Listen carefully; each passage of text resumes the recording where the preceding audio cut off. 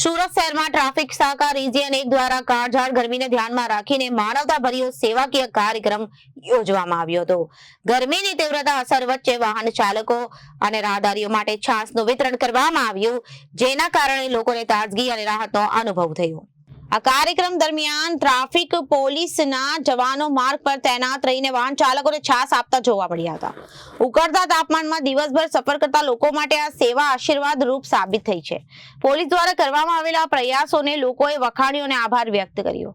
Traffic શાખાના અધિકારીઓએ જણાવ્યું કે લોકોની સેવા અને સલામતી માટે પોલીસે હંમેશા પ્રતિબદ્ધ છે। આવા કાર્યક્રમો દ્વારા સમાજમાં સહાનુભૂતિ અને સહકારની ભાવના વધુ મજબૂત બનશે। ગરમી વધવાના કારણે સુરત શહેર ટ્રાફિક પોલીસ દ્વારા બપોરના 1 થી 4ના સમય દરમિયાન ટ્રાફિક સિગ્નલ બંધ રાખવાનો નિર્ણય લેવામાં આવેલો છે અને મોટા જંકશન્સ ઉપર શેડ બાંધી ટુ વ્હીલર ચાલકો એની નીચે ઊભા રહે, જેથી સીધો તડકો ન લાગે એની પણ વ્યવસ્થા કરવામાં આવી છે।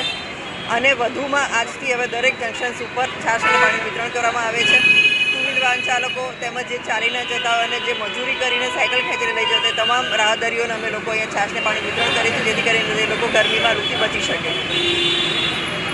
Reporter Samir Saiyed, Janadesh news, Surat.